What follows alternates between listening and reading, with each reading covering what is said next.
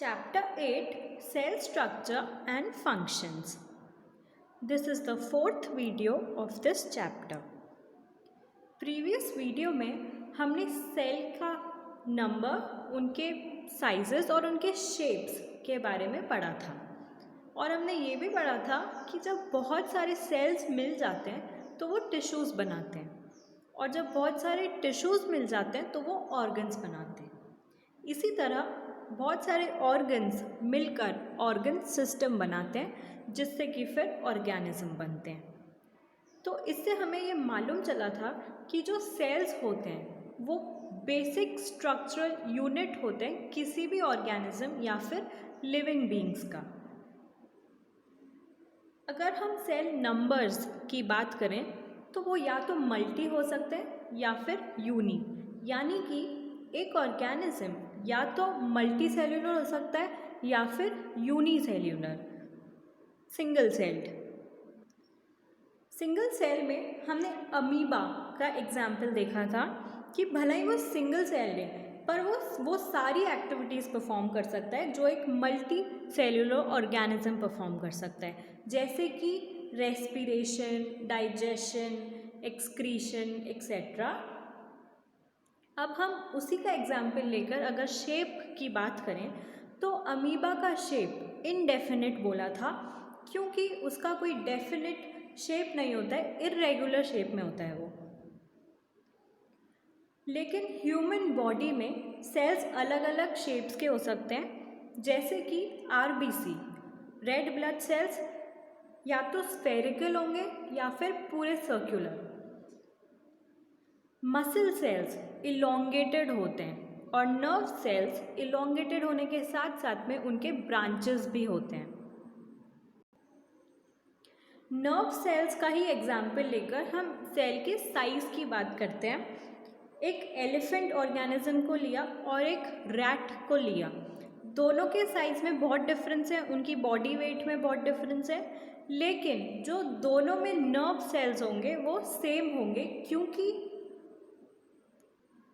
Cell का size उनके functions पे डिपेंड करता है, ना कि ऑर्गेनिजम्स के वेट या फिर बॉडी स्ट्रक्चर पे। सेल स्ट्रक्चर एंड फंक्शंस में हमने ये पढ़ा था कि जैसे डाइजेस्टिव सिस्टम में बहुत सारे ऑर्गन्स होते हैं जो अलग अलग काम करते हैं, जैसे कि डाइजेशन का काम एक ऑर्गन करता है, फिर दूसरा काम एसिमिलेशन का दूसरा ऑर्गन करता है और एब्जॉर्प्शन तीसरा ऑर्गन करता है। वैसे ही प्लांट्स में भी अलग अलग पार्ट्स या फिर अलग अलग ऑर्गन्स अलग अलग काम करते हैं, जैसे कि रूट्स का काम होता है वाटर और मिनरल्स एब्जॉर्ब करना, लीव्स का काम होता है फोटोसिंथेसिस की प्रोसेस से फूड को सिंथेसाइज करना। उसी तरह एक ऑर्गेनिज्म में जब सारे ऑर्गन्स अलग अलग फंक्शंस परफॉर्म करते हैं तब वो सही से चलता है, उसका मेंटेनेंस होता है और उसका सर्वाइवल होता है। चैप्टर की स्टार्टिंग में हमने पढ़ा था कि सेल्स को सबसे पहले बॉक्सेस के जैसे या फिर कंपार्टमेंट्स के जैसे देखा गया था। तो अब उन बॉक्सेस के अंदर कुछ तो होगा, तो अब सेल्स के पार्ट्स कौन कौन से हैं वो हम डिटेल में पढ़ेंगे। The basic components of a cell are cell membrane, cytoplasm and nucleus. The cytoplasm and nucleus are enclosed within the cell membrane, also called as the plasma membrane. एक सेल में साइटोप्लाज्म और nucleus होते हैं जो कि एक membrane से enclosed होते हैं, यानी कि एक मेम्ब्रेन के अंदर बंद होते हैं। उस मेम्ब्रेन को सेल मेम्ब्रेन या फिर प्लाज्मा मेम्ब्रेन बोलते हैं। ये मेम्ब्रेन क्या करती है, एक सेल से दूसरे सेल को अलग रखने का काम करती है, यानी कि सेपरेट करने का।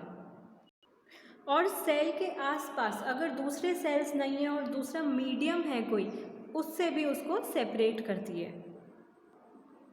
प्लाज्मा मेम्ब्रेन पोरस होती है, यानी कि वो किसी भी सब्सटेंस को अंदर भी आने देती है और बाहर भी जाने देती है। The plasma membrane is porous and allows the movement of substances or materials both inward and outward. The boundary of the onion cell is the cell membrane, covered by another thick covering called the cell wall. The central dense round body is called the nucleus. The jelly-like substance between the nucleus and the cell membrane is called cytoplasm.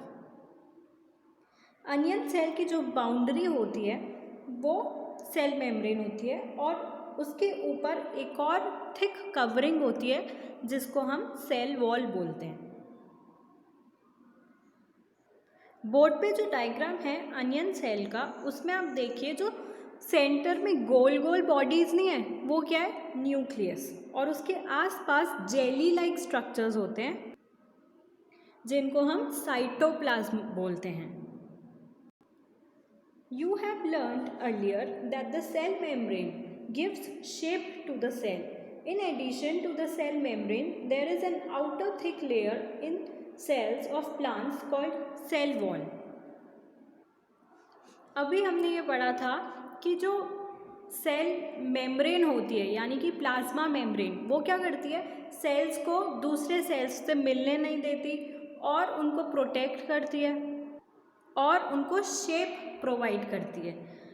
ये animals cell में होता है और plants cell में भी होता है, लेकिन प्लांट्स सेल में सेल मेम्ब्रेन यानी कि प्लाज्मा मेम्ब्रेन के ऊपर एक और कवरिंग चढ़ जाती है जिसको बोलते हैं cell wall. Cell wall plants को एक्स्ट्रा प्रोटेक्शन देती है। Plant cells need protection against variations in temperature, high wind speed, atmospheric moisture etcetera. Temperature जो है वो बार बार वेरी करता रहता है यानी कि चेंज होता रहता है, तो उससे प्लांट्स को प्रोटेक्शन चाहिए होता है। हवा बहुत तेज़ तेज़ चलती है कभी कभी, उससे प्रोटेक्शन चाहिए होता है। और जो मॉइस्चर होता है एटमॉस्फेयर में, उससे भी सेल वॉल प्लांट्स को प्रोटेक्ट करती है। They are exposed to these variations because they cannot move. अब एनिमल्स क्या, एनिमल्स तो एक जगह से दूसरी जगह जा सकते हैं, पर प्लांट्स तो एक ही जगह पर रहते हैं। अब क्योंकि प्लांट्स एक ही जगह पर हैं और वो मूव नहीं कर सकते, इसलिए उनको एक्स्ट्रा प्रोटेक्शन चाहिए होता है जो कि उनको सेल वॉल देती है। अब अगर आपको माइक्रोस्कोप के नीचे सेल्स देखने हो तो आप ट्रेड्सकैंशिया, एलोडिया और रोयो में देख सकते हो। नाउ हमने अभी पढ़ा कि न्यूक्लियस के आसपास जो भी जेली लाइक स्ट्रक्चर है वो साइटोप्लाज्म है। अब साइटोप्लाज्म होता क्या है? It is the jelly like structure present between the cell membrane and nucleus. Cell membrane और न्यूक्लियस के बीच में जो भी जेली लाइक सब्सटेंस होता है वो साइटोप्लाज्म होता है। वेरियस अदर कंपोनेंट्स और organelles of cells are present in the cytoplasm. Cytoplasm के अंदर अलग अलग कंपोनेंट्स सेल के प्रेजेंट होते हैं, जैसे कि mitochondria, Golgi bodies, ribosomes etcetera. इन सारे कंपोनेंट्स के बारे में आप लेटर क्लासेस में डिटेल में पढ़ेंगे। These were some of the parts of the cell. In the next video, we will take up nucleus, and also we will compare a plant cell with an animal cell.